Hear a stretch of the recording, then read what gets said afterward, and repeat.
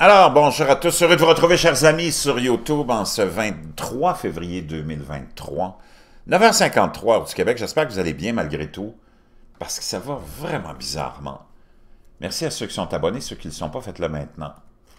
Il y a beaucoup de choses étranges qui se passent. On va aller voir dans les derniers jours, dernières semaines, ce qui s'est passé, puis qu'est-ce qui s'en vient aussi au niveau climatique. On avait eu un hiver quand même assez... ici au Québec, facile, dans le sens où il n'y a pas eu des gros froids pendant longtemps. Il n'y a pas eu vraiment une période de froid, il y a eu beaucoup de neige, mais il n'y a pas eu de froid. N'empêche qu'on a eu un hiver, mais que c'est pas terminé. Et qu'il y a un événement qui m'a été partagé par un abonné, que je vous partage tout de suite, et qui est rapporté par l'Indépendant, qui est la température de la stratosphère qui a brusquement augmenté de 70 degrés. Quelles sont les conséquences sur notre météo? Ce phénomène est rare, mais bien connu des météorologistes. À quoi faut-il s'attendre dans les semaines à venir? Le phénomène est bien connu des météorologues ou des météorologistes et porte un nom, c'est le réchauffement stratosphérique soudain. En anglais, c'est le Sudden Stratospheric Warming. Il se produit généralement tous les 2 ou 3 ans. Mais le mois dernier, la Terre en a connu un nouveau. La stratosphère a subi un gain brutal de 70 degrés, passant de moins 80 en janvier à moins 20, à moins 10 à la mi-février. Comment expliquer une telle montée des températures dans la stratosphère? Il s'agit d'un dérèglement du vortex polaire, une zone d'air froid localisée au pôle Nord qui voit ses vents généralement d'ouest ralentir ou même s'inverser en quelques jours. Tout le monde connaît le fameux projet HAARP, qui est un projet de contrôle de la météo des années 40-50 et qui a eu beaucoup de progrès technologiques. On est capable, puis on utilise l'ensemencement des nuages dans plusieurs pays et c'est devenu chose courante, ce qui est très étrange. Et c'est pas nouveau cette envie de vouloir tout contrôler.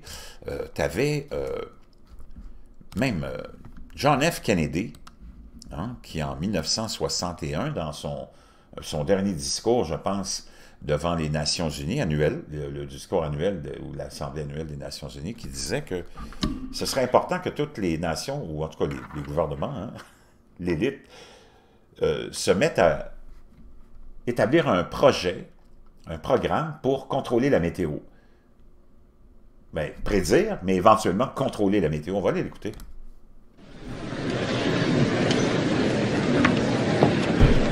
Mr. President,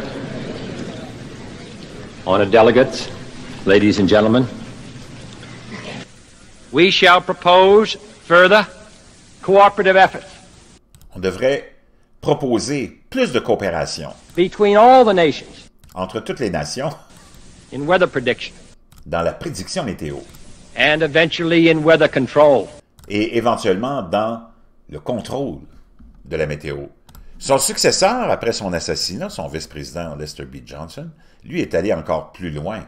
Et voici ce qu'il disait. It lays the predicate and the foundation for the development of a weather satellite. Il faut établir les fondations d'un contrôle météo satellite. That will permit man to determine the world's cloud layer. Ça va pouvoir permettre à l'homme de déterminer les couches nuageuses. And ultimately to control the weather. Et ultimement de contrôler la météo.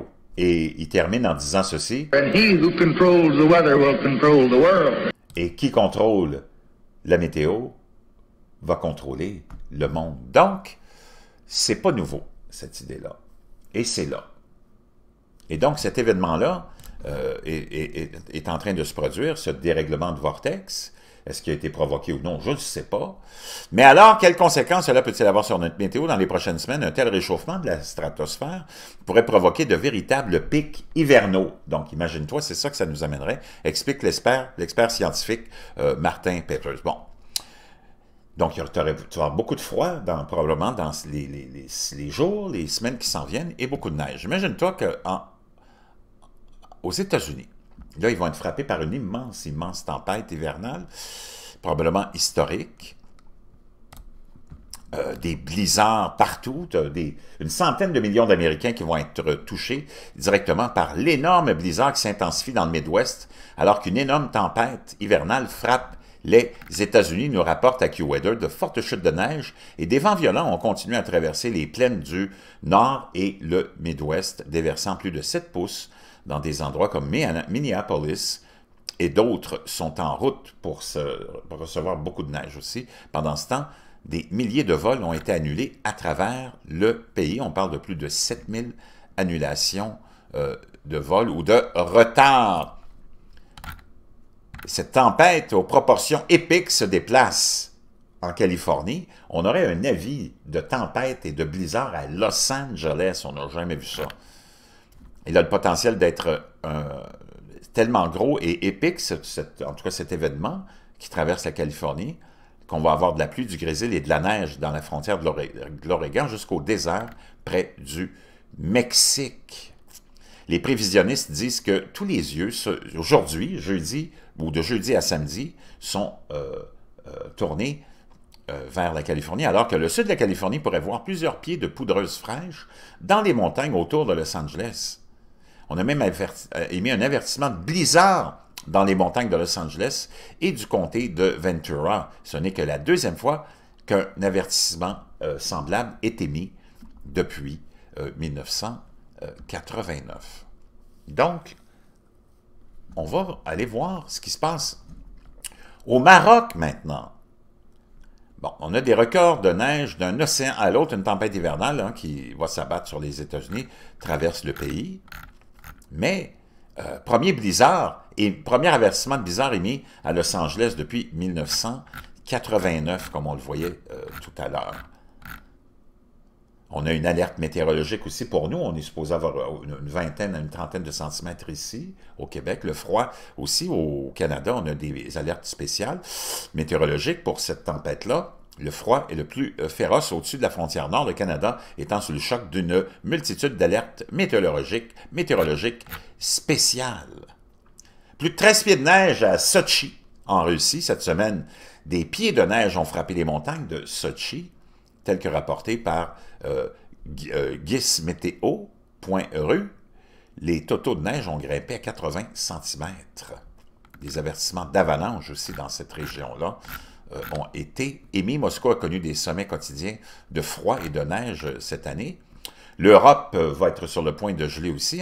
Juste un petit mot sur l'épidémie ou la vague de froid imminente de l'Arctique en Europe cette semaine s'annonce glaciale, en particulier pour l'Ouest, où de fortes chutes de neige sont prévues pour l'Espagne et le Portugal.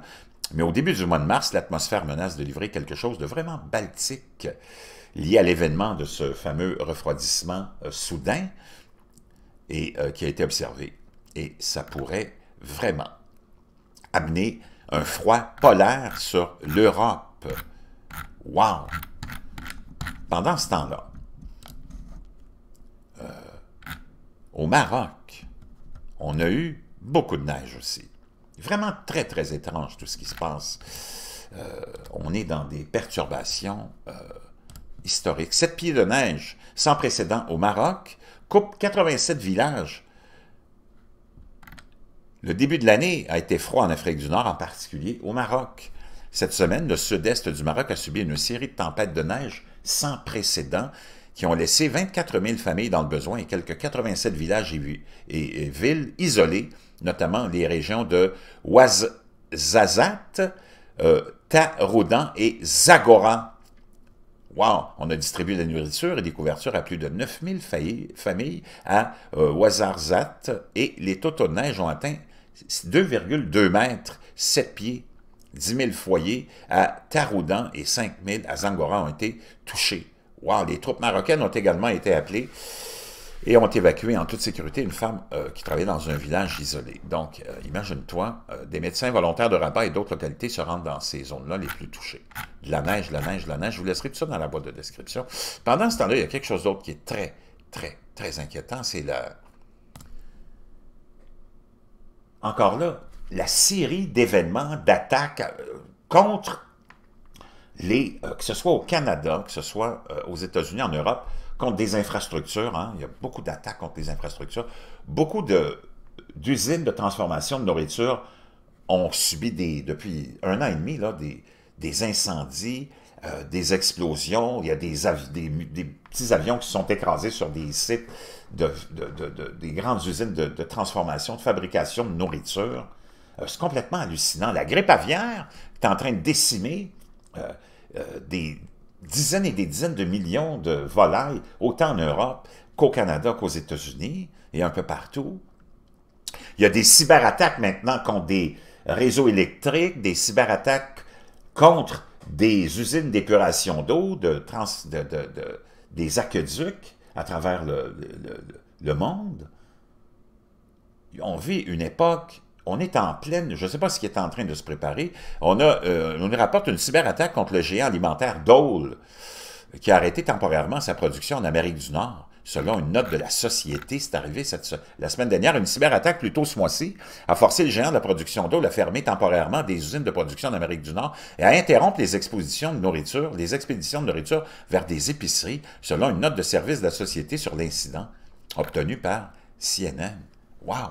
Et ça, c'est partout dans le monde. Et ça, sans compter tous les événements bizarres qu'on a eus, et catastrophiques, ce déraillement de train toxique de chloryle de vinyle qu'on a fait exploser pour contrôler la situation, mais ça a provoqué un champignon énorme qui se déplace maintenant vers toute la côte ouest des États-Unis, est des États-Unis,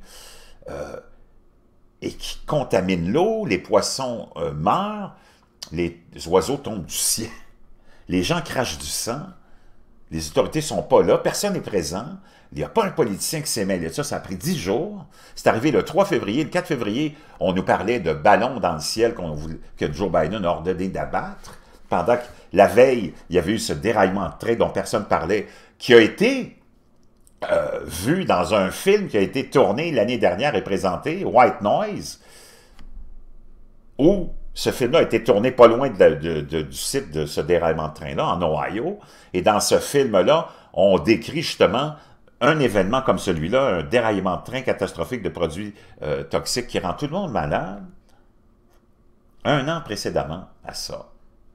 2 gros tremblements de terre en Turquie, quelque temps avant, Erdogan refusait l'accès à l'OTAN, à la Suède et à la Finlande, parce que ça prend l'unanimité des membres, pour des raisons politiques, et on s'est retrouvé avec un gros nuage rouge qui a été vu par plein de gens, puis maintenant tout le monde l'a vu sur les réseaux sociaux, un gros nuage bizarre, et les 2 tremblements de terre qui ont suivi.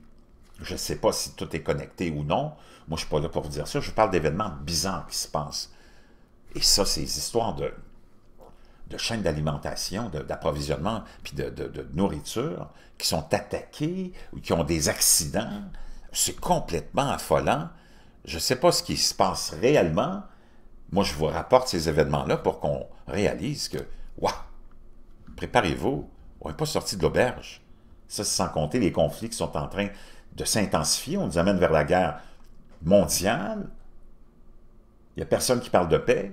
On s'enligne vers Taïwan et la Chine maintenant. Et le Japon aussi, qui a les yeux sur la Chine, hein, qui se demande ce qui est en train de se passer. Des exercices militaires, des ballons qui sont vus. Espions, abattus. Taïwan qui produit 60% des micropuces qui sont utiles et essentielles à toute la technologie moderne.